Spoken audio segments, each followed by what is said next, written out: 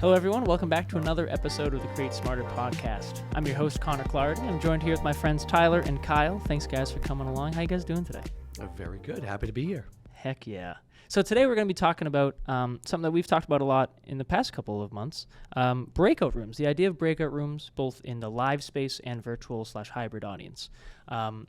My experience with breakout rooms really stems from what we did in Dallas, the Open Network User Group. ONUG, Open Network User Group. Yeah, it's tough. There's so many acronyms with the different companies that we work with. But yeah, you and I actually, we planned prior to the event. We were looking at, this is a conference we've worked on for the last couple of years now. We've done several versions of it. And they usually have 3, 4, sometimes 5 and 6 different breakout rooms, they're all great and just packed with content, which is really cool to see. And we can talk about that in a little bit. But what we wanted to do was elevate the experience to the online users more than anything else. We didn't want to have just a camera pointed at the stage with a television with their slides in the background, because nobody can see a slide in the background. When it's bright white, it's just washed out. You can't see it at all. Yeah. So we looked to see, well, how can we make this a little bit better? We had an operator in the room for the last couple. How can we just really give the tools needed for that operator to take it to another level? And that's exactly what we did. We tested, we tried, we walked through the entire setup, and it was really as simple as just adding a little baby switcher in the room with an input from our camera that we already had in there, the microphone, and the input from the laptop as well. So just by adding one little piece of equipment, we elevated that experience tremendously for the online users. I was going to say, and just a light lift on our side, and I assume the event organizer as well, it's not the craziest idea to say, hey, listen, we have the people in the room, the subject expert, there's going to be a crowd. Why not just stream that out? Why not give that experience to the people who couldn't be here in person but still want to access the event? Right? Definitely. I think, Kyle, when you and I talk about this a lot about, what does the end user actually care about? If we just say, hey, we're only going to have the main stage, but if you're still charging ticket prices, X amount of dollars for someone to just see the keynote speaker and that's it, that's doing a disservice to everybody else out there. Especially because breakout sessions usually are, like for me, I personally love the breakout sessions. They usually are filled with actual information. A lot of times it's how someone did a project and where they really get into the meat of what I'm doing for my type of industry and how I was able to approach this. There's fascinating conversations because it doesn't have like that high profileness and the kind of splashiness of a keynote. Keynote main stage usually is like someone who's like very high up, someone that's like a name because that's where you're getting people to sign up. But like you're using sponsors for your breakout sessions, you're using a lot for it. So the ability to provide a better experience for that is awesome for me, like in terms of what a hybrid's doing. So when we were talking about it, because I wasn't a part of you guys kind of testing it all, I just got to go on site and I was like, oh, wow. Like what you guys are doing with switching between cameras, showing slides, giving that kind of virtual experience of what it's actually like in the room was huge. I mean, it was such a cool, like, different experience because normally it's like the first question everyone's asked, can I get slides of this, right? Yeah. You guys not only provide slides, but you gave the ability to kind of hear it from the experts. And it's not just oh, cool, I get to read a slideshow and I don't really know what they're talking about. Especially with ONUG. ONUG gets very technical and very deep. So the ability to see what they're talking about, hear them say it and see them was just tremendous. I love that because one of the things that you just mentioned there is, I look at the keynote stage as like, that's the hype, that's the marketing, that's what drives attendees to come because they want to hear a cool speaker. But in reality, the reason why I attend, the same reason Kyle, the reason you attend, the conference that you just went to at the Java Center a couple of weeks ago, 100%. You want to go to those kind of more personal, in-depth discussions that I'm going to teach you and train you how to do something. Or here's what I did, here's what you can learn from what I did versus let's go out and start our own business, right? Like that's the marketing ploy that's going to get everybody hyped up. But the individual small breakout sessions are really the pieces that are going to get people talking and excited about, I'm going to bring this data home, I'm going to bring this new way of editing or whatever it may be back to the office and say, I'm going to test it and try it out. So that's why I love the breakouts. Yeah, networking and breakouts are why people like to attend this stuff. The keynotes are always cool. It's always great to say, I did this, but why do you keep saw this back? person speak. Oh, exactly. I heard... what do you talk about? Oh, I don't know. He was cool, though. It's like Kelly Clarkson talked for the entire video production. What's she have to do about that? Nothing. But it's cool. I got to see Kelly Clarkson in person. She hosts a show. Yeah, exactly. But like really, that's where breakouts are just so cool. And the ability, I mean...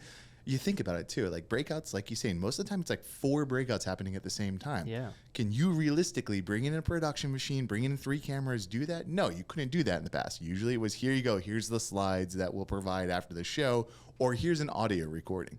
Really, it's just, again, talking about how you guys were able to bring in a camera, connect that into a machine that switched between the slides, the microphone, like you could hear everything, you could see everything. It was just amazing. Yeah, Such a cool experience. I mean, from the tech side, I think we always say, like, don't set it and forget it. How many conferences have you been to that we say, oh my gosh, the audio guy's not in here, Yeah. or the video guy's not in here? Did They're he having leave? issues. What- where is he, Where'd you they know? go? Oh, they're just down the hall grabbing a drink of water real Yeah. quick, or whatever they might be doing at that moment in time. But you want to have a dedicated person in there anyways. Yes. So while they're in there, don't let them play on their phone. Let them just have a baby switcher in front of them that they can hit Yeah. camera 1, camera 2, camera 1, camera 2. It's really simple. It's not Yeah. something that is so extravagant and crazy, but it does just elevate the experience. Yeah, and it goes back to, I mean, the keynote and the main stage is what everyone thinks is going to be the best thing. It's going to have the highest production quality and stuff. So, you know, whether they have break rooms or not, or been to one or not, they're going to be like, all right, it's just another thing, you know. But if we can have a dedicated person who really cares about, I'm going to make this look like a professional switch. We're going to have effects. We're going to have a second camera, maybe a box in a box, or video and video, you know. Right. Just thinking about what we did in the past, it gives that virtual audience of, wow, this whoever's working this really cares about this, and this breakout room may be small as a space and a size, but I feel like I'm getting the full production quality for the price of admission. I totally agree. It's showing the virtual and remote audience that you care about them. Yeah. If you just say, hey, sign up, come watch this, and it's just a camera points at a stage and someone's walking off screen for a second because they want to show you something, or You're the hearing fact that lunch, I can't you know? actually, exactly, or I can't physically see their slides, Yeah. and they are directly pointing to this data point and at this moment in time, it doesn't work. You're basically telling me at home, I don't care. Definitely. So by making sure that you have a great experience for them, you're showing that you do care. Yeah. Yeah, and Kyle, I think you brought up a good point, just talking about spaces. And this may cater a little bit more towards the in-person audience.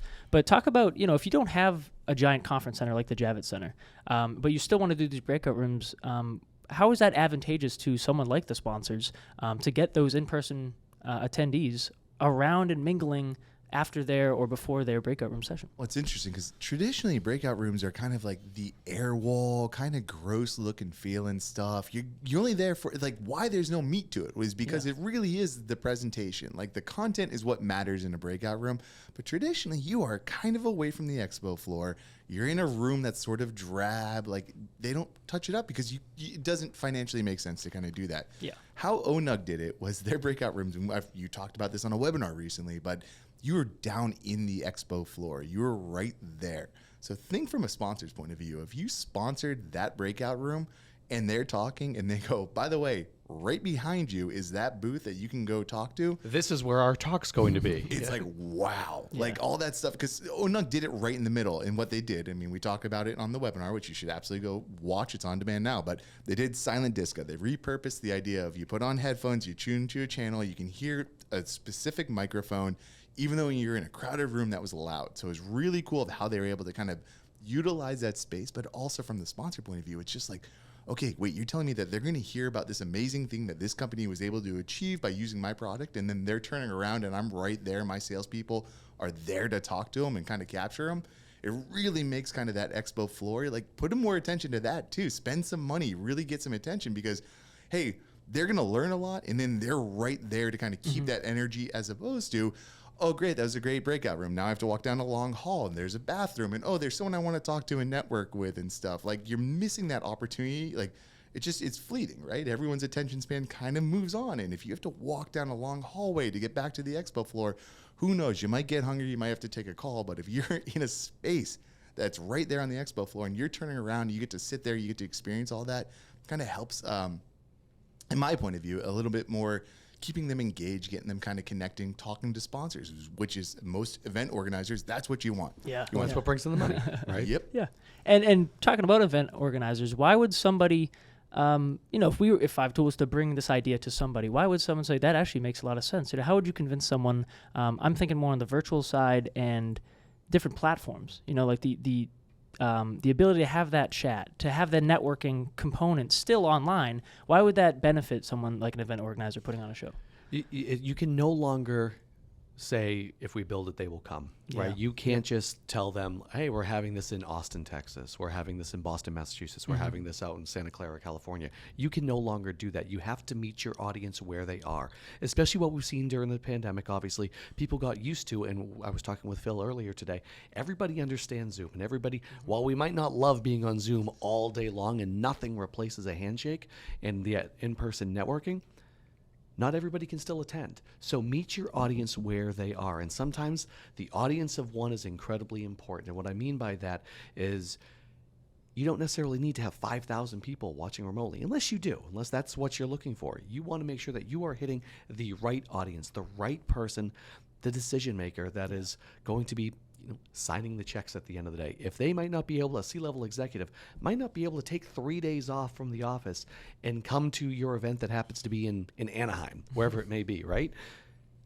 Show them remotely, engage with them remotely, tell them that you see you, tell them that I care about you, and it's going to be reciprocated in the chat, in that community engagement as well. So that, to me, is the reason why you should do it. And you're not going to lose attendance over that either. People are still going to come. Yeah. They still want to be there. We use the NFL example all the time. 5 million times, right? People show up every weekend to the NFL, even though you can watch it at home. Right? And like you said, you won't lose sponsors too, No. because it's like, think about it. Executives don't have the time to go to the middle of blah, blah, blah to go watch this conference. A lot of times it's like, okay, I can watch this online, and you tell me I can, like, the right person can watch this video, and it's produced in a way that shows you paid attention. Like Tyler's saying, it is so interesting. And when we talk about innovation in breakout rooms, it's kind of cool. I mean, we've been doing events for 10, 15 years now, and to sort of see more innovation happening in breakouts, and it's coming from technology like video and other things like that. It's so cool to kind of just be a part of. It allows you to, because based on what we were saying before about not necessarily having a dedicated space or a massive room or something like that, you can put a small breakout session off to the side, and that could be solely for the sponsors. One of the other things that allows you to do is, hey, you sign up for this package at this level, at this price point, go ahead and, yes, you'll have your booth on site, but then you can go ahead and talk directly to our attendees that are watching remotely too. So there's a lot of different things that you can get creative, not just, hey, I'm going to have a booth there. That's the old way of thinking. It's still the right way of thinking, but there's other things you can be doing too. Yeah. And, just off the dome here, I think we mentioned a lot of great points. We could talk wax lyrical about breakout rooms. Is there anything that we could do better? Anything from our creative standpoint, or anything that you guys have seen in your experiences that say, hey, this is great, but what if we tried this? It's hard to do, and that is bringing those remote presenters in. Yeah. But I think you're going to get even better presenters by allowing them to be remote, but also taking those questions from the audience, not just by way of chat. Again, it's hard. It's wildly hard to do, but bringing their faces in person. So that way the people that are actually in the audience in the room can see, oh, that's Connor that's watching at home back in Boston. Yeah. Right? Yeah. That's Kyle that's watching at home as well. I know him. I worked with him. They're not just seeing a moderator read, well, Tyler from Norfolk, Massachusetts. Yes, that's where I live. Thank you. From Norfolk, Massachusetts is chiming in with a question. That's all well and good. But if we say, hey, we've got a question from the audience, can we bring him up on screen? So to me, that's the simple next step. We're seeing that more and more in on the main stage and in the keynote areas. But why not? Let's try to use that. And we have seen some people try to use it in their breakout rooms, but they're just not set up for it in advance. Yeah. So plan for that. But Definitely. Yeah, I mean, I think the more you can take away the friction between asking a question, because, I mean, in a breakout room, it can be intense. It can be awkward. There are people who don't want to raise their hand talking to a mic. The idea that you can type a question, but like have it show up anonymously there's ways to do it. I still haven't seen a great way to kind of break that barrier down for people who have really interesting questions and have the ability to ask them without needing to stand in front of a microphone and do that. Not everyone likes to do it. I hosted an event. This was, I don't know how many years ago, but several years ago I was hosting up on stage, and they gave me a tablet, and it was attached to Slido. So I had all the questions. They didn't have a remote audience. They only had an in-person audience. As opposed to having, and this was a big, giant keynote room. We're talking, 700 people in it. Instead of having a person with a microphone run around like a crazy person, they just said, everybody take out your phone, navigate to slido.com/XYZ event. Yeah. and enter your question. And I was there with the tablet and I could see all the questions come through. Now, I will say as a host, that was a little bit tough to make sure I was paying attention to all the people there while reading all the questions that were coming in that were just so poorly spelled. Yep, yeah. Because I couldn't actually see what I'm trying to read. What is that word? Oh, they're just saying that he needs to tie his shoe. That's all I no understand moderator, now. no real, filters, Exactly. You're going to get what you're going to get, Yeah, right? a little Live bit of stuff. everything at that point. But Yeah. that worked well. Yeah. I mean, keeping everyone interactive and engaged is always the name of the game in those. That's how you keep an attention. You're trying to keep everyone there. I think one other innovation we can think about too is like, does it necessarily have to be an hour long or 30-minute long kind of session? I think TED Talks makes sense a lot of times. Like, you can present some very good information within a 12-minute span.